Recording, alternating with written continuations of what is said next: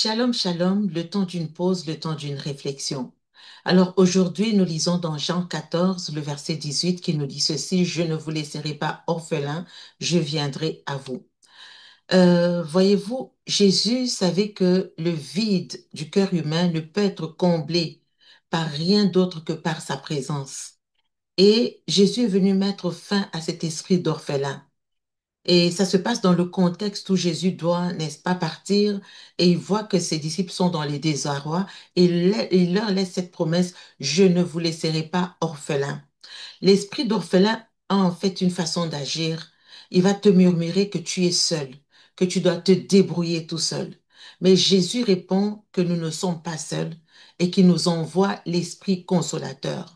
Alors, l'esprit consolateur, quand il ne vient pas tout simplement pour nous mettre dans un certain confort. L'esprit de consolation, c'est la présence même de Dieu qui vient habiter dans nos vies. C'est cette présence qui vient nous relever quand tout semble vide et que c'est cet esprit également qui vient nous rappeler que nous appartenons au Père.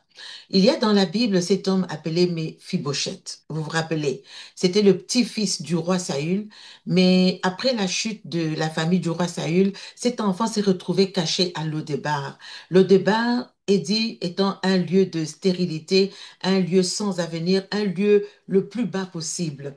Cet enfant boitait, cet enfant a été brisé, il a fait une chute quand la maison de Saül a été prise. Cet enfant était oublié, il vivait comme un mort vivant. Voilà comment agit l'esprit d'orphelin. Il te fait croire que tu n'as plus de valeur. Il te fait croire que tu es disqualifié. Il te fait croire que tu n'as plus d'avenir. Il te fait voir que personne ne viendra te chercher.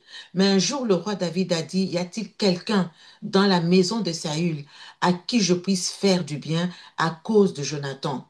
Et c'est comme ça que David est allé faire chercher Méphibosheth. C'est que l'esprit d'orphelin cache, la grâce de Dieu le révèle.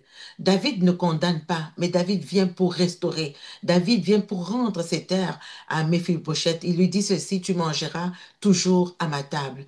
Aujourd'hui encore, le Seigneur nous appelle hors de ce lot débat. Le Seigneur nous dit encore que nous ne sommes pas oubliés, que nous ne sommes pas brisés pour rien. Dieu nous restaure aujourd'hui à sa table, là où nous n'avons plus besoin de mendier l'amour. Tu n'as pas besoin de mendier l'amour de qui que ce soit, parce que nous sommes fils et filles de Dieu et nous sommes attendus à la table du Seigneur. Aujourd'hui, laisse le Saint-Esprit te consoler.